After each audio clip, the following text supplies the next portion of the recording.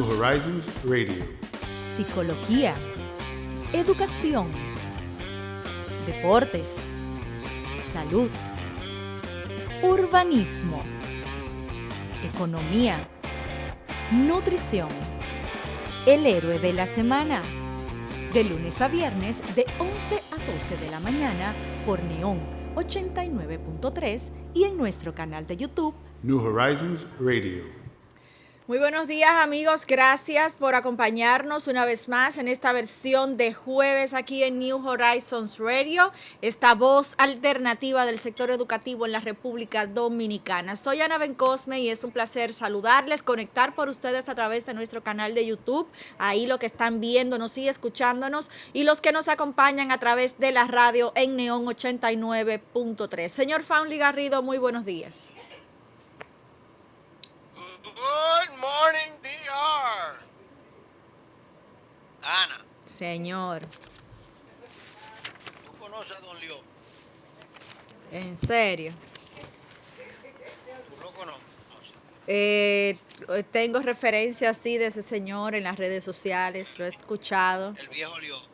Sí, lo he escuchado, sí. Mira, el viejo Liopo está cumpliendo la ley y haciendo lo que todos los funcionarios y todo el que hizo campaña y todo el que dijo que y nada, toda esa cosa, todo el que estaba en el medio. Él ayer hizo su presentación de su declaración jurada de bienes. No sé si la tienen ahí en pantalla para que la puedan ver. Y declaró que tiene 250 millones de su patrimonio. Ay, Dios mío. La verdad que a mí aquí me llevan a los extremos. Señores, eso no es verdad. La producción, deje de hacer esos juegos, en el aire, señores. Y lo otro sí es verdad. Yo no sé. Lo otro sí. Ni soy cámara de cuenta, ni soy contador. De cuento, la cámara de cuento. Bueno, así se llama un programa, un programa que se emite por esta cadena de Teleradio América. Cuentas, no cuentos. Cuenta clara. Ese es otro. No, ese es otro. De la nota diferente. Entonces, los otros sí son ciertos, pero este no. Yo no sé si usted tiene información. Lo de Don Liopo no. Si usted tiene información, vamos, compártala con nosotros, háganos parte.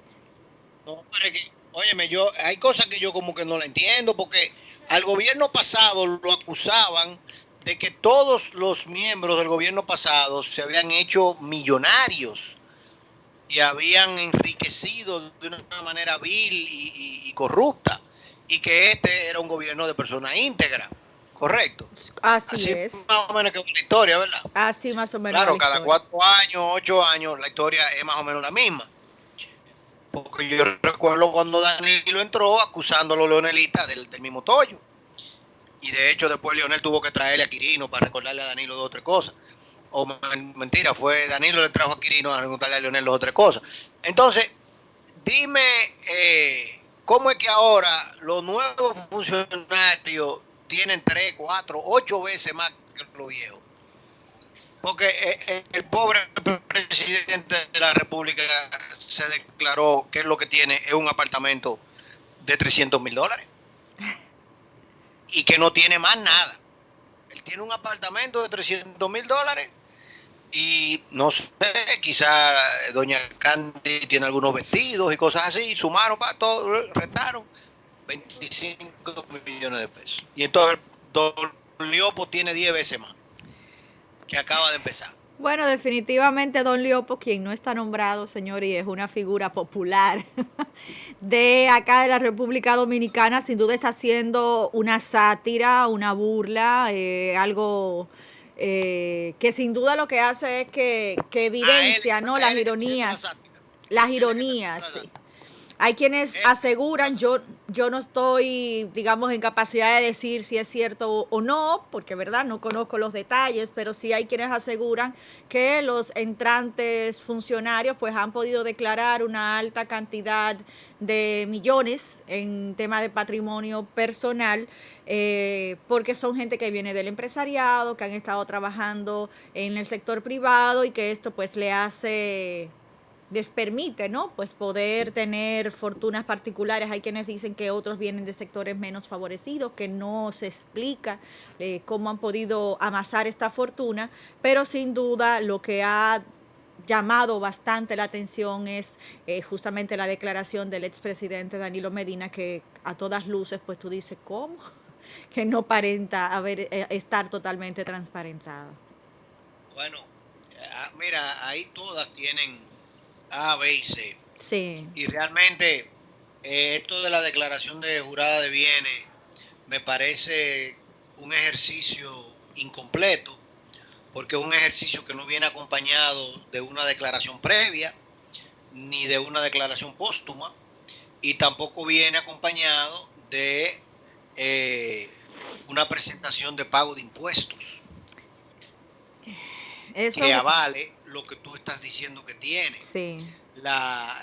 Creo que en la mayoría de los casos los PLDistas se mantuvieron de manera muy humilde en su presentación, y los nuevos incumbentes pues obviamente que han desbordado, aunque hay algunos de los antiguos que resaltan por verdaderas fortunas, como es el caso de Donald Guerrero, sí, que realmente presentó una cifra astronómica de su patrimonio. Pero bueno, ya cada quien que demuestre lo que tiene. Pero lo cierto es que ese es un punto más, ¿no?, de esta farándula criolla. Que la civilización del espectáculo, le diría Mario Vargas Llosa. Sí, realmente, óyeme, es como, no sé, o sea, como que en medio de toda esta situación, tú decir todo eso que tú estás diciendo, resulta un poco, yo no voy a decir que irritante, pero sí realmente, no sé si, un poco, sí, vuelve a atacar la legitimidad del gobierno. Y yo creo que este gobierno se está haciendo muchas heridas autoinfligidas que van a debilitar su mandato y la legitimidad que tiene. Y eso es preocupante.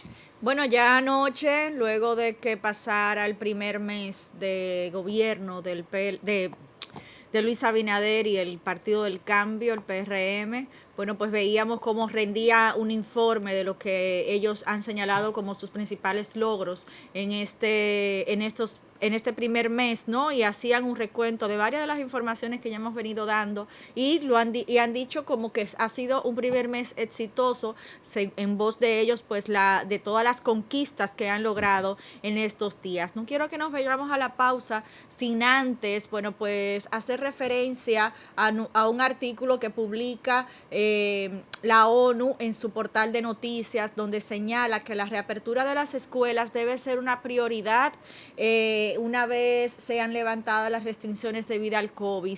Y hace referencia justamente a las restricciones estrictas que habíamos venido viendo con el tema de los encierros, de las cuarentenas, ¿no?, de resguardo. Y justamente ellos señalan la necesidad imperante de que las escuelas pues se pongan en un primer escalafón, ¿no?, de reapertura, de reinserción, de mirar los protocolos y el impacto que esto hace al daño del desarrollo de los niños, ¿no?, el impacto negativo que esto provoca. Él ha dicho, el director general de la ONU, ha dicho que la decisión de cerrar los centros educativos debe ser un último recurso temporal, y ahí lo subraya, y que solo debe implementarse al nivel local en aquellas áreas donde sea más crítico el tema del COVID, donde sepamos que hay un brote importante, que el riesgo es extremo. Ahí es el único lugar que pudiéramos estar previendo como cierre, que bajo estas condiciones sin duda tenemos que volver a las escuelas. Yo creo que ya como que no quedan muchas, por lo menos dudas, por lo menos en parte nuestra, de de la importancia, la prioridad que representa el poder, el tener que llevar los niños de nuevo a las escuelas. O sea, eso es como una realidad, eso le dicen una verdad de perogrullo, ¿no? O sea, eso es algo que ya no se debe debatir, no debemos de estar discutiendo sobre eso, sino en definitiva tomando acciones para concretizarlo. Sí. Para concretizarlo y que eso de manera definitiva sea la realidad, que se lleven, que se definan los protocolos y que nos dejen actuar. Sí. Porque el trauma que estamos causando y el daño que se está causando a la población infantil dominicana es un daño que va a tener consecuencias de mediano y de largo plazo. Y ni hablar de cómo eso repercute con el aparato productivo nacional. Y por cierto, hablando del aparato productivo nacional, todo el mundo me decía ayer que el discurso del presidente era para tratar el tema del toque de queda. Yo no sé si fue que yo me perdí el discurso, porque yo cuando iba a empezar fui a la nevera a buscar un poquito de agua y cuando regresé ya se había terminado. Sí, fue un discurso de pocos minutos, pero no lo habían sé si anunciado.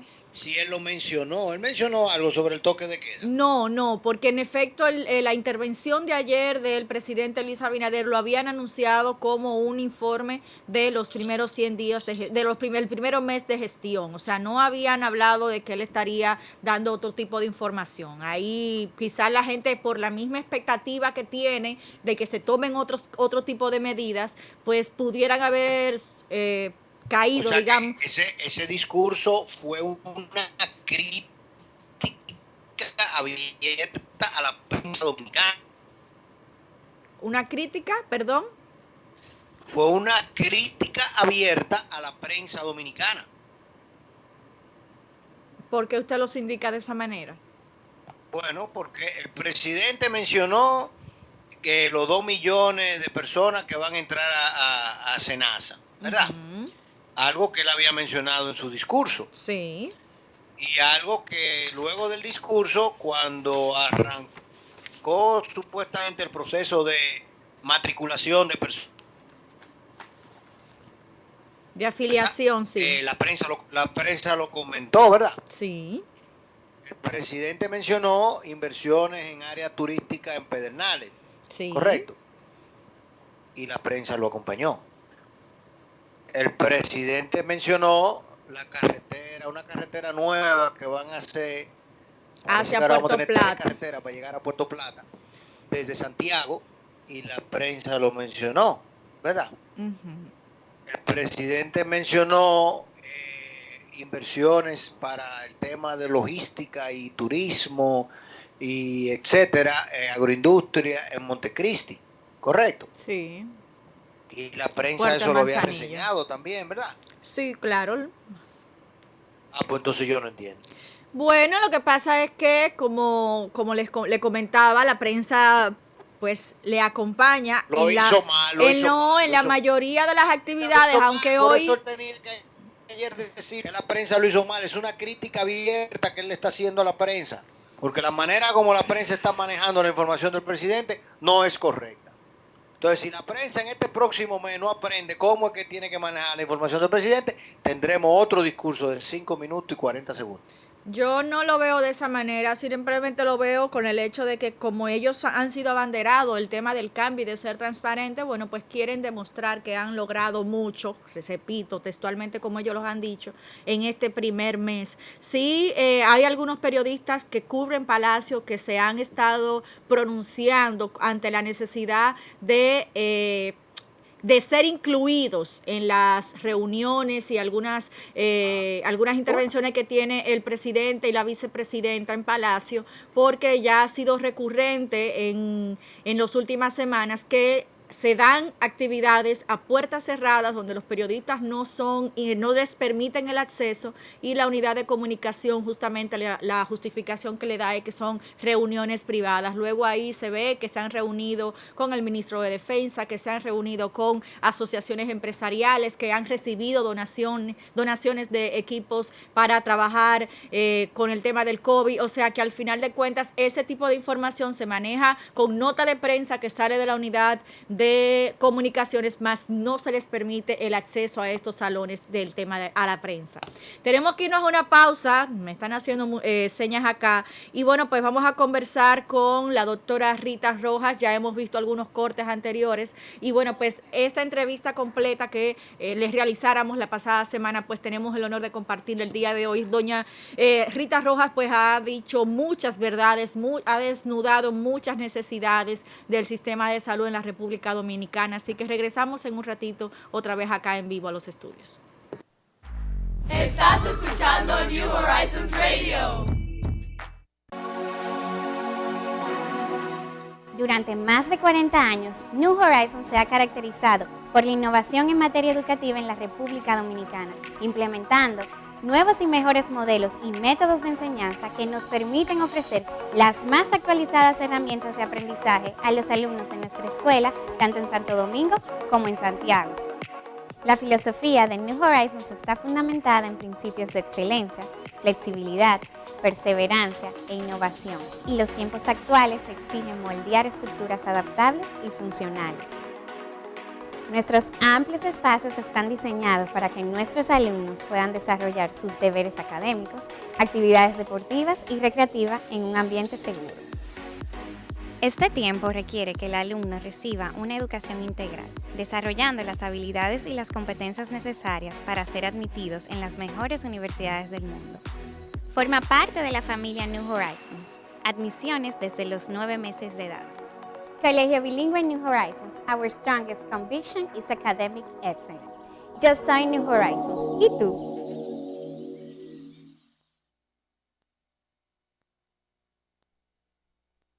New Horizons Radio. Bueno, gracias amigos por continuar con nosotros, y bueno, pues nosotros seguimos en este panel de consultas a expertos justamente de cara a conocer la realidad desde la perspectiva profesional en distintas áreas de la vuelta a clases presencial, cómo los niños, el tema de cómo los niños pudieran estar en las aulas de una manera sana, sobre todo en las edades de preescolar y en la primera infancia, y justamente la necesidad de poner sobre la mesa todas las perspectivas profesionales que en este punto pues nos ocupan. Rita Rojas, presidenta de la Sociedad Dominicana de Infectología, bueno, pues está con nosotros en la línea y bueno, pues nos comparte sus impresiones en este sentido. Bienvenida, Rita. Bueno, muchísimas gracias por la invitación. Muy contenta, a pesar de que es el tema, yo pienso que más difícil de vivir y de desarrollar que se ha dado dentro de las cosas que se ha dado dentro de esta pandemia. Así es, Rita. Buenos días. Un fuerte abrazo a pesar de la distancia, y ciertamente yo comparto contigo que estoy seguro que ni tú ni nadie nunca pensamos que íbamos a tener que vivir una situación como esta. Pero estamos llamados a darles soluciones, potenciales soluciones. Y qué bueno poder contar con expertos, como es el caso tuyo, y todas las personas que conforman la Sociedad de Infectólogos acá en República Dominicana y alrededor del mundo, pues estoy seguro que tienen contacto con lo que está sucediendo en el resto de los países, sobre todo los países que se han visto con incidencias importantes de COVID y los países que tienen condiciones similares a la nuestra. El caso que a nosotros nos ocupa fundamentalmente es el viabilizar el regreso a clase de los alumnos. ¿Qué debemos nosotros de hacer? ¿Cómo debemos nosotros de comportarnos? ¿Cuáles son las herramientas que tenemos a mano para poder potencializar y garantizar un regreso a clases de manera presencial, que es, a nuestro entender, la forma idónea de poder, sobre todo a los alumnos y a los niños y a las niñas en la primera infancia, hasta los 12, 14 años de edad, poder brindarle un servicio de calidad y poder brindarle un equilibrio socioemocional adecuado en esta etapa de sus vidas, que es una etapa vital? Y nos interesa conocer de parte de ustedes cómo ves tú el desarrollo de la epidemia acá en República Dominicana y cuáles serían los factores que nosotros, los centros educativos, debemos de tomar en cuenta a la hora de nosotros reinsertar a los alumnos en las aulas. Bueno, muchas gracias. La verdad que es un tema que tiene muchas aristas, muchas, pero es importante decir que en otros países ya es una realidad y se está retornando de forma presencial. Hemos visto el ejemplo de otros países y interesantísimo es saber que el grupo de riesgo de 1 a 10 años se infectan menos los niños de 1 a 10 años que de 10 a 17 años. Mucha gente tiende a pensar que como son pequeñitos, tiende a haber más compartir, el compartir es más fácil. Entonces no es cierto. Estadísticamente, si vemos los lineamientos del CDC, la guía británica, que es algo fundamental que en este país no tenemos. Lo primero, si me preguntaran ahora mismo, ¿cómo empezaríamos? Lo primero es creando un protocolo que no existe. Después de la creación del protocolo, ¿qué tomar en cuenta? ¿Cómo hacerlo? Definitivamente hay muchas estrategias, los países la han llevado de distintas maneras, desde ir haciéndolo de manera presencial por bloques, por edades, entrando siempre en los más pequeños primero, y días alternos, grupos limitados de niños con distanciamiento, con uso de mascarilla, si el perímetro no va a ser más de 2 metros, sí uso de mascarilla y de face shield. Una cosa importantísima es no permitir que los niños con otros grupos compartan. Por ejemplo, en Italia, el protocolo es los niños no entraron de manera escalonada, sino todos los niños están entrando al mismo tiempo. Sí. Dentro de las medidas que ellos han tomado, es que los niños no hay recreo. Los niños están todos sentados en su pupitre, entran a distintas horas por diferentes entradas al colegio. O sea, el grupo de quinto entra a las 7:15, el otro grupo entra a las 7:45, el otro grupo entra a las 8:15, dándole un compás de tiempo entre grupo y grupo. Otra cosa es que no se comparten los grupos, y eso es también uno de los lineamientos de la línea británica. Si yo estoy en quinto, no comparto con el otro quinto ni con los niños de sexto. La merienda, el recreo se hace dentro del aula. Por app se piden los almuerzos, meriendas, y la cafetería va al curso. Eso es otra medida de lo que ellos hacen, por ejemplo. También lo que es, a mi entender, ¿qué debería de hacerse? Bueno, los niños quienes ya, de lo que uno tenga la oportunidad de haber tenido una PCR positiva con papeles o una prueba de inmunidad, eso significa que ya le dio COVID, se le realiza prueba de anticuerpos del tipo IgG y salen positivos, entonces esos niños también pueden integrarse a la clase presencial, sin importar el grado, porque ya le dio la enfermedad. Cuando esto no lo dicen las guías como tal, le estoy diciendo yo, una sugerencia. Si yo tuviera un colegio, yo quisiera saber cuál es el grado de inmunidad de mis estudiantes y de mis profesores. Y pienso que es una estrategia maravillosa. Que no tenemos tantas pruebas para realizar, sí, pero es algo muy importante porque le da seguridad, estamos sacrificando a todos los niños y hay muchos niños que ya le dio la enfermedad. Es muy poco probable una reinfección. Y los casos que han habido de reinfección no pasan 8 casos en el mundo y no reviste la importancia todavía como para nosotros pensar, por lo menos en este año, en una reinfección, valga la redundancia. Doctora, no sé si van cogiendo algunas ideas. Sí, claro.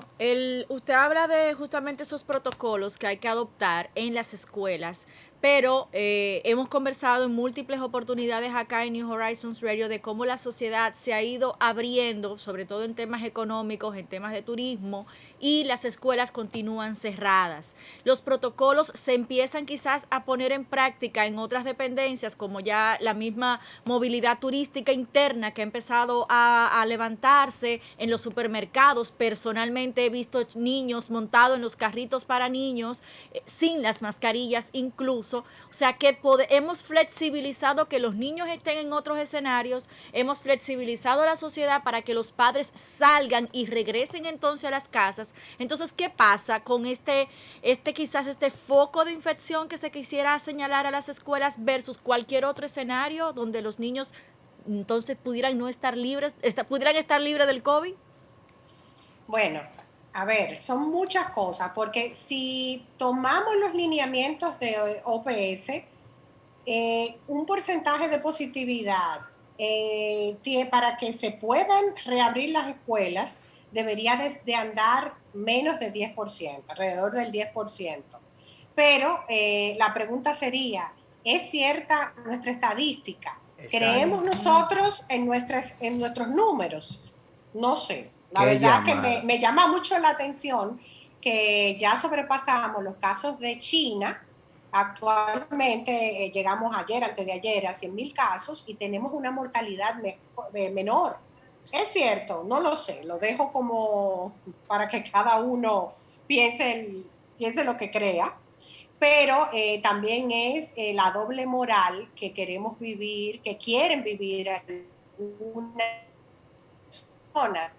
No pueden, pero sí pueden estar compartiendo o pueden estar en el mirador, en el playground, jugando todos los niños, o pueden estar haciendo otras actividades. No veo hasta qué punto en un país donde la educación es tan deficiente en algunos aspectos, yo pienso que es muy importante que no sacrifiquemos a todo el país, a todos los niños, porque se requiere esa interacción. Y de hecho la Sociedad Americana de Pediatría recomienda que valoremos la parte emocional, psicoafectiva de los niños, porque después también nos pudiera pasar factura. Entonces, es una decisión definitivamente que debe de ser tomada en mesas de discusión ampliadas, pero hay que empezar por algo, y ese algo es definitivamente crear protocolos, y quién va a vigilar que esos protocolos se cumplan, porque cuando decimos grupo reducido, no es que si el colegio tenía 30 niños en un curso, lo va a bajar a 20, porque es reducido, pero todavía 20 niños en una clase es mucho. Entonces, por eso es importante la creación de esos protocolos de distanciamiento, y siempre, por supuesto, lo que es el lavado de manos, el uso de mascarilla, el uso de face shield en algunos casos. Los niños con necesidades especiales, sobre todo, necesitan también una clase presencial. No puede ser una clase por video Zoom. Rita, muy impactante lo que tú acabas de decir, porque es en extremo preocupante que a 7 meses de la pandemia, de la epidemia acá en República Dominicana, pandemia global, todavía no exista por parte del Ministerio de Salud Pública ni por parte del Ministerio de Educación un protocolo para la reapertura de las instituciones escolares. O sea, que no se le haya brindado un instructivo de cuáles son las cosas que nosotros debemos de cumplir para poder reabrir, sino que sencillamente salió el cuco de la infección, de la enfermedad, y todos debemos de encuevarnos, todos debemos de guardarnos bajo un refugio, y entonces en ese refugio tratar de mantenernos allí. Y el tema, mira, pero hay un problema, la educación y el equilibrio socioemocional de los niños, bueno, eso se resuelve con una computadora. Es penoso y muy preocupante la situación en la que nos encontramos. Y en ese sentido, entonces, a mí me abordan 2 preguntas fundamentales grandes para ti. Y lamento que sean grandes, pero ni modo. De esa forma son. La primera es, podemos pensar en que los niños, estando en sus hogares, mientras los adultos salen, mientras la hermana mayor, mientras el tío, el sobrino, la mucama o la que lo cuida, salen a la calle, ¿están a salvo? ¿Están seguros? Por supuesto que no, definitivamente que no, porque no tenemos la oportunidad del teletrabajo, ya no es tan teletrabajo, ahí vemos que muchas empresas ya están, los empleados están asistiendo y los niños se están quedando nuevamente con los abuelitos o se están quedando con las personas que colaboran en los quehaceres domésticos. Entonces, no podemos estar haciéndole pruebas semanal o por más que esas personas que nos colaboran en los hogares, que trabajando corrido, pero van a su casa y vuelven y ya están en bien. Nosotros mismos que entramos y salimos, pues también exponemos a nuestros niños. Pero no es seguro, no importa dónde estemos. Bien, agrégale a esto inclusive, potencialmente, Rita, fíjate un dato que tú acabas de dar. Los padres salen a trabajar y dejan a los niños con los abuelos, donde precisamente los abuelos son estadísticamente las personas que están en mayor riesgo de contagio y de mayor riesgo de padecer de manera importante la enfermedad. Entonces sería desde el punto de vista de infección y de manejo de la enfermedad infinitamente mejor que los niños estén en la escuela y los abuelos estén en su casa resguardados del contacto con los niños y que solamente tuviesen contacto con los niños en ocasiones muy inferiores y bajo escenario más controlado que lo que estamos teniendo actualmente. Totalmente de acuerdo, totalmente de acuerdo.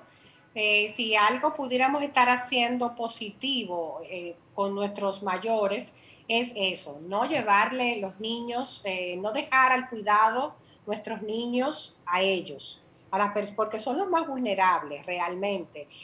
Alguien me decía ayer que los profesores, cuando yo decía, bueno, pero vamos a ver si, aunque sea por grupitos pequeños, vamos a integrar. Me decían, pero los profesores no están expuestos. Sí, están expuestos. Igual estamos los médicos y estamos trabajando, pero es el trabajo que nos tocó, el trabajo que nosotros elegimos realizar. Si usted es profesor y es una persona de riesgo porque padece cáncer, tiene 65 años, es fumador, entonces pida una cambio de estrategia de trabajo. Usted sea de los profesores que dé tutoría por video, pero busquemos profesores, entonces sin esos factores de riesgo o personas que quieran realizar la labor sin el temor, porque todos nos podemos contagiar. Y yo soy testigo de que habiendo atendido ya miles de pacientes, sí se puede mantener uno sano. Gracias a Dios hasta el día de hoy no me he contagiado, espero no contagiarme, espero poder tener la vacuna puesta y es solo en base al uso de mascarilla y lavado de manos y de protección y de distanciamiento. Bien. Se puede lograr. Obviamente. Entonces, la segunda pregunta, Rita, fundamental en este caso. ¿Podemos aspirar a tener los niños en las aulas con los profesores protegidos, con los protocolos de seguridad en términos de lavado de manos, de que los niños se presenten, se le monitoree las fiebres, se le hable a los padres y se instrumente para que, bueno, mira, si tu hijo tiene fiebre, no lo mandes a la escuela, etcétera? Pero debemos nosotros de aspirar, porque es mi opinión personal, y quiero ver si tú corroboras o estás de acuerdo conmigo. Yo no aspiro a que los niños vengan al colegio y no se junten, y que en el colegio ellos no jueguen entre ellos, tal y como tú dices. Si yo tengo 2 niños en un aula de 10 alumnos y 2 de ellos ya tienen su IgG positiva, es decir, ya ellos tuvieron la enfermedad, tú me decías a mí que eso garantiza cierta protección para el resto del grupo.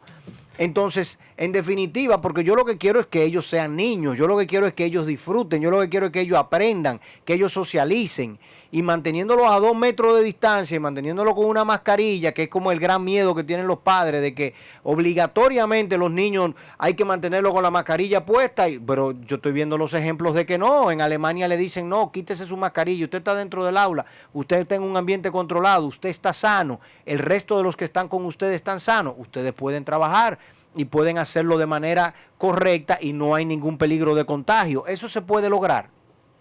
Bueno, has dicho muchas cosas, muchas ideas. Lo primero que quiero hablar un poquito es la inmunidad de rebaño, que te refieres. Inmunidad de rebaño es cuando ya un grupo de personas ha tenido la enfermedad, brinda protección a los demás. Los niños, los abuelitos que cuidan a los niños, que son vacunados, que reciben vacuna de neumococo, se enferman menos, a los viejitos le dan menos neumonía por neumococo. Es más o menos el concepto, a ver si me siguen. Pero con los niños pasa lo siguiente. En Alemania se quitan la mascarilla porque mantienen los grupos con un distanciamiento específico. Si un aula no, y de ahí la importancia de crear el protocolo, si un niño no mantiene una distancia de menos de 2 metros, 1,5 metros, puede quitarse la mascarilla. Si es menos de 1,5 metros, no debe de quitarse la mascarilla. Entonces, ahí sí es importante que el protocolo se realice y sea supervisado. La clase no puede tener, si es un espacio X, tiene que garantizar el distanciamiento para que ese niño pueda quitarse la mascarilla. Si no, no lo puede hacer, lamentablemente, tiene que llevar la mascarilla. Eso, lamentablemente. La parte del juego, lamentablemente, en inicio no es posible. En inicio no recomienda la guía británica y el CDC no recomienda el compartir, es como crear pequeñas burbujas. No recomiendan el compartir entre cursos, sino se vuelven como pequeñas células. Cada grupo es una pequeña célula. Perfecto. Eso es como, pues eso es importante que en inicio se haga así. Si el colegio tiene una capacidad para 3,000 niños, yo estoy de acuerdo que en inicio entre un 10% tal vez de los niños y más los niños que ya le haya dado COVID.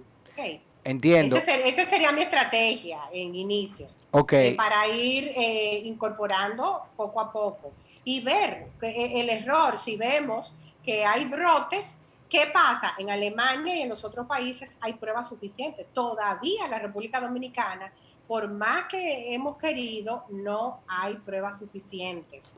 O sea, nosotros no tenemos, tardamos 3, 4, 5 días. Para cuando uno vuelva a tener una prueba, ya hay una cadena de contagio muy grande. Entonces, por eso es que no puede ser tan abierto como los países civilizados, donde hay recursos. Ay, Dios mío. Rita, pero volvamos de nuevo al análisis. A ver si lo podemos, porque me interesa esquematizarlo y operativizarlo, obviamente, con tu experiencia y sabiduría y conocimiento. Si yo tengo una célula, como tú le llamas, de 5 niños con una profesora de nivel inicial, o sea, niños que tienen 4 años, que tienen 3 años, que tienen 2 años, que tienen 1 año de edad, o que tienen 5 años de edad, 6 años de edad, esos niños, 5, 6 niños juntos con una profesora, la profesora protegida tiene su mascarilla y tiene su face shield, la profesora. Esos niños van a trabajar manualidades, van a hacer cosas juntos, van a estar interactuando entre ellos, van a ir a espacios de conocimiento donde son muy particulares, donde se van a reunir. La pregunta mía y la premisa mía es de que si esos 5 niños sanos están ahí juntos, no hay enfermedad. Y si en dado caso, por cualquier motivo, uno de esos niños enfermó, entonces, tal y como tú dices, la estrategia es de tomar al grupo completo, profesora y los 5 alumnos, y se retiran por 2 semanas hasta que ellos puedan pasar el periodo de incubación de la enfermedad. Pero mientras tanto, no podemos tener como un objetivo, así como no podemos tener como un objetivo la virtualidad, como una solución pedagógica ni socioemocional para la enseñanza en la primera infancia hasta los 10, 12 años de edad, tampoco puedo tener como un objetivo desde el punto de vista metodológico el trabajar con los niños enmascarados todo el tiempo. Es muy posible que yo pueda lograr que ellos estén enmascarados, qué sé yo, 50, 60% del tiempo, pero no puede ser una variable de tal pánico el hecho de que los niños se quiten la mascarilla, porque yo creo que no hay un dominicano en República Dominicana al día de hoy que tenga niños pequeños de menos de 10 años que se atreva a decirme a mí que en los últimos 6 meses sus hijos o sus hijas no han estado en contacto con otros niños sin mascarilla puesta. Totalmente de acuerdo. O sea, es verdad, tienes toda la razón. No puedo decir que es así. De hecho, yo vivo en un edificio donde tiene un parque en el medio del edificio y veo los vecinos jugando sin la mascarilla. Correcto. Esa es su célula, es una célula del edificio donde vivimos, que no nos queda de otra. Pero entonces ahí sí, si el protocolo está definido para que alguien de esos padres, de esos 5 niños, se sienten enfermos, bueno, no mandar el niño al colegio. Correcto. Si se determina que uno de esos niños o la profesora enfermó, entonces comunicarlo y a empezar un aislamiento hasta que los demás se tenga las pruebas y todo eso. Pero para eso nosotros requerimos pruebas. La palabra mágica, pruebas. Para nosotros saber qué estrategia tomar, el país necesita pruebas y estamos siempre escasos de pruebas. Pero pienso que aquí hay que poner en una balanza y en algún momento vamos a tener que seguir abriendo. De hecho, ya se ha empezado la apertura en otros aspectos. Porque de repente no los mandan a la escuela, pero vemos a la niña junto a la mamá ya en el salón pintándose las uñas o arreglándole el pelo porque va para la escuela. Entonces, tenemos que ver qué es lo que estamos haciendo. Pues decía el ejemplo del supermercado. No debería de llevar al niño al supermercado. No debería de llevarlo al médico si no es atenderse el mismo niño. No es que yo no tengo con quién dejar el niño en la casa, o sea, hay que buscar otra estrategia. Definitivamente, ni el niño ni nosotros adultos deberíamos de estar en el medio buscando nada. No es que mi esposo va al supermercado y yo lo voy a acompañar. Este no es el momento para acompañar la pareja de uno. Uno va solo al supermercado, porque tenemos que también tener la conciencia social. Si salgo acompañada, es más gente en el medio y mayor probabilidad de que haya un mayor contagio. ¿Okay? Eso es importantísimo. Precisamente, Rita, perdón, tenía una pregunta, Ana, dale. No, la pregunta que le iba a hacer a Rita era justamente de la cohesión profesional que existe acá actualmente con respecto a esos protocolos. Si ustedes como entidad pudieran estar haciendo algún tipo de aporte, si han tenido acercamiento o si definitivamente con las personas que están trabajando directamente con el ministerio serían quienes estarían tomando la decisión que ha hecho la sociedad a la que representas justamente para que pudieras digamos que hacer un aporte para la realidad actual dominicana.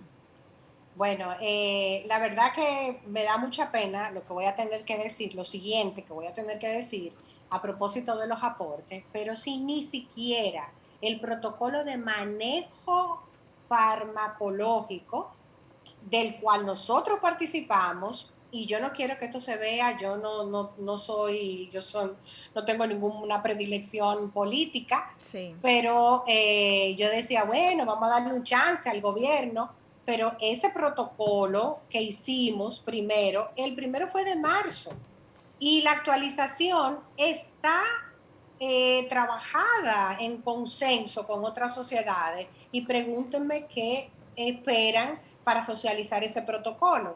Si ese es el protocolo de manejo de los pacientes, imagínense los protocolos en el caso que le compete a ustedes. De la normalidad o nueva normalidad. Entonces, precisamente, o sea, óyeme lo que tú estás diciendo, Cristo amado. Yo no puse aquí la cosa. Ay, Dios mío. No, pero esto lo vamos a poner ahorita. Rita, tenemos como sociedad, y tú lo mencionaste ahorita, y ojalá, y ya nosotros habíamos traído a colación ese documento hace más de 2 meses. La Sociedad Americana de Pediatría te pone en una balanza claramente y te dice, mira, el riesgo de COVID en los niños es infinitamente menos perjudicial que el riesgo de que los niños no vayan a la escuela. Es absolutamente vital, prioritario que los niños vayan a la escuela.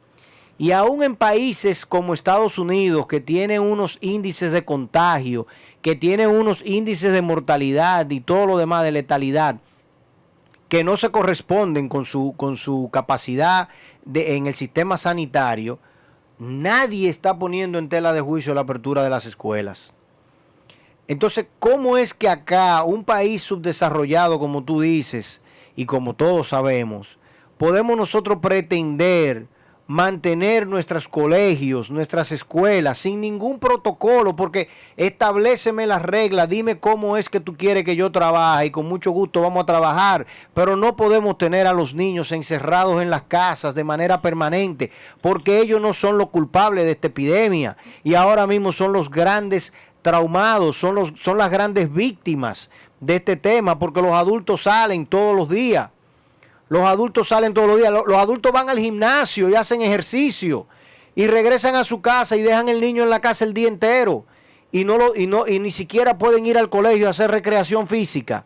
¿Qué es lo que estamos como sociedad pensando? Por eso yo te pregunto y te insisto con el tema de la mascarilla con los niños, porque me parece que una parte importante de la sociedad, como no hay, tal y como tú dices, no hay un protocolo que se haya socializado, ni siquiera entre la clase médica, mucho menos se ha socializado hacia la población. A nosotros, a la población, lo único que nos han dicho es enciérrate, guárdate, mira, no salga, aléjate, mantente lejos de la gente porque la gente es un peligro. Eso es lo único que nos han dicho. Y como no hay un protocolo, entonces los padres entienden que es imposible hablar de que el niño esté en la escuela, porque si el niño está en la escuela, yo sé por un hecho que yo no aguanto la mascarilla puesta, mucho menos la va a aguantar mi hijo. Pero es que yo nunca he visto que sano con sano da enfermo.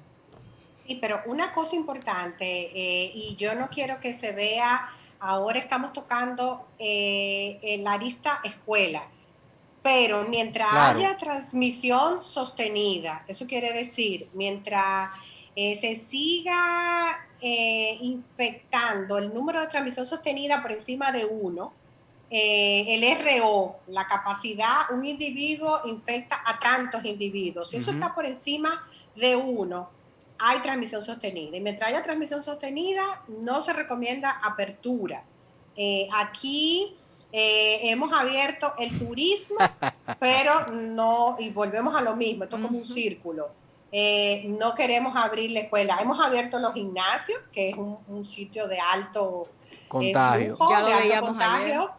Entonces tenemos una decisión donde definitivamente hay que trabajar protocolos de apertura escolares junto al ministerio. Hay que tomar, yo les invitaría a los oyentes de ustedes, que los padres se empoderen también, los directores de escuela, las asociaciones, para que busquen y lean, por ejemplo, la guía británica, es muy bonita, tiene inclusive cómo hacer los acercamientos a la escuela, todo este tipo de cosas, si usa mascarilla, ¿no? ¿Cuántos metros? El CDC tiene un documento también. Hay varios documentos que yo pienso que sería importante que se socialicen entre ustedes, porque definitivamente uno es que tiene que ir tomando esta situación un poco empoderarse. por las manos. Sí, empoderarse. porque definitivamente tenemos que cooperar. Esto ha venido también a suceder en un cambio de gobierno donde esto tampoco ayuda. Y con esto no quiero decir, ¿verdad? Porque Bueno, pero nos pusimos manos a la obra para crear todas las todos los mecanismos y protocolos para que hubiesen elecciones presidenciales y congresuales, entonces podemos lograrlo de otra forma, porque ¿verdad? Pero Rita, También, por ejemplo, ahora mismo tú hablas de una tasa de infección de 1 o por debajo de 1. Siempre aquí hemos mencionado cuando Angela Merkel dijo, no, ya te podemos reabrir porque estamos por debajo de 1 en Alemania. La tasa de infección acá en República Dominicana de contagio actualmente está en 1.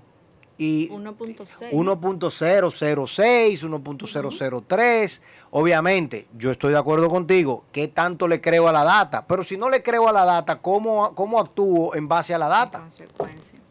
Bueno, por eso es importante, en realidad, nosotros trabajar un poco, que el Departamento de Epidemiología, los epidemiólogos trabajen, limpien un poco esa data para entender nosotros las defunciones, cómo que entran 35 defunciones en un día y qué pasó, dónde estaban guardadas, porque si eso no se esclarece esa situación, entonces nosotros estaremos dando muchos palos a ciegas y tal vez estaremos haciendo las cosas de una forma inadecuada, pero todavía con la tasa de positividad que hay hasta el día de hoy hay transmisión sostenida, o sea, eso justificaría lamentablemente en no apertura, pero no solamente no apertura para el colegio, no apertura para el gimnasio, no apertura para el turismo, no apertura para todo.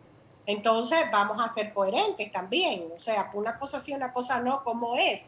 Tenemos que definitivamente trabajar en lo que son los protocolos y tratar, yo les invitaría a los directores de las escuelas que traten de hacer un censo y descubrir cuántos niños de su población ya tuvieron la enfermedad, con documentos, ¿eh? Esto no puede ser, te dio, no. Vamos a ver. Con la IgG. O con una prueba de PCR. ¿Tuviste una prueba de PCR en mayo positiva? Ok, te la acepto. Eso es una prueba de inmunidad. ¿Por qué? Porque hay niños que no van, los anticuerpos pueden desaparecer en una parte de la población. Y más en los niños. Entonces, es importante que no sea solamente por inmunoglobulina G. Si esos niños tuvieron una PCR positiva en algún momento, eso significa también, porque hay un mecanismo de inmunidad que es por activación de células T, que eso es, me estoy metiendo en otro tema, pero para fines de inmunidad es importante que los padres y los profesores sepan que existe otro mecanismo, no solamente es IgG positiva. Por eso aceptar todo aquel que tuvo una PCR, ese niño le dio la enfermedad también. Bien. Perfecto. Muchísimas gracias, Rita, Ana, por esta conversación del día de hoy, la mañana de hoy, realmente muy ilustrativa y nos va a servir para mucho. Esperamos poder conseguir que el Ministerio de Educación, el Ministerio de Salud, la Vicepresidencia de la República, el párroco de la esquina, no sé, todo el mundo empiece a escuchar a una voz que los niños, las niñas, los adolescentes se merecen mejor suerte y merecen poder llegar a las escuelas, a los colegios, a tomar clases y no ser realmente las grandes víctimas que estamos teniendo hoy en día. La Sociedad de Infectología está haciendo un trabajo extraordinario con todas las limitaciones que tenemos acá en el país. Y ciertamente, imagínate tú, no tenemos un protocolo para los médicos. No se ha aprobado, no se ha socializado al menos, ya que ¿Cómo Rita llegamos? dice que lo han colocado. O sea que nada, agradecerles, Rita, el favor del contacto. Y bueno, pues acá siempre la puerta abierta. Ustedes no se muevan de ahí, que regresamos con mucho más acá en New Horizons Radio. New Horizons Radio. Bueno, sin duda agradecer a Rita Rojas, presidenta de la Asociación Dominicana de Infectología, por el tiempo que nos compartió recientemente. Ya compartíamos en nuestro programa del jueves pasado, pues, algunos highlights, ¿no?, de esta conversación. Y hoy, como ustedes han podido ver de manera integral esta entrevista, es muy interesante, pues, nosotros poder ver de manera global todo lo que sucede a nivel de salud y mirar esto necesariamente desde la perspectiva del sector educativo para poder ocuparnos de manera definitiva, para que nuestros alumnos pues sin duda sean los menos afectados. Ya los tenemos encerrados, los tenemos en una situación que les afecta sin duda a nivel emocional, pues vamos a ocuparnos de que también el tema educativo no sea uno que se afecte de manera irremediable. Señores, mañana a las 11 en vivo por Neón y en nuestro canal de YouTube durante todo el día, pues puedes buscar el contenido que preparamos para ustedes. Contamos con su sintonía. Ana, ¿me escuchas? Le escucho, pensé que ya no estaba. No, estoy aquí, mi amor, estoy escuchándote. Diga. Ana, ¿hace cuánto que tú no viajas? Hace un tiempo. En un avión. Cuéntame, ¿cuál es la idea? Mira, tenemos un minuto. No sé si producción tiene ahí lo último que le mandé para que lo pongan. Ahora la compañía aérea Qantas de Australia, como la gente no quiere viajar a ningún destino, pero la gente añora montarse en un avión, la línea aérea de Qantas te va a dar un viaje de 7 horas de paseo. Sí. De hasta 7 horas, sí, que tú te vas a montar en el avión, vas a dar una vuelta por Queensland, vas a llegar allá abajo a Sydney y vuelves y regresas de nuevo entonces a tu destino. Pasa por Victoria y todas las ciudades, las grandes demarcaciones del Reino de Australia. No sé si van a tocar el espacio aéreo de New Zealand, y luego entonces tú regresas de nuevo a tu destino y te pasas unas 4, 5, 6 horas disfrutando de lo maravilloso que es montarte en un avión de un pasillo con otro grupo de personas y azafata y todo lo demás. Libre COVID free. Bueno, no sé, ya esa parte te la dejo de tarea, pero me pregunto aquí, si aquí hacen eso, sobre todo para los que nunca han viajado, de pronto se le llenan unos cuantos asientos. Sí. Lo que yo creo que después que despegue el avión en el aire le van a decir al piloto, óyeme bien, usted tiene que aterrizar en Puerto Rico o tiene que aterrizar en Miami. Déjese de estar dando ideas. Señores, mañana otra vez contamos con su compañía. Gracias por estar con nosotros el día de hoy. New Horizons Radio. Psicología, educación, deportes, salud, urbanismo, economía, nutrición.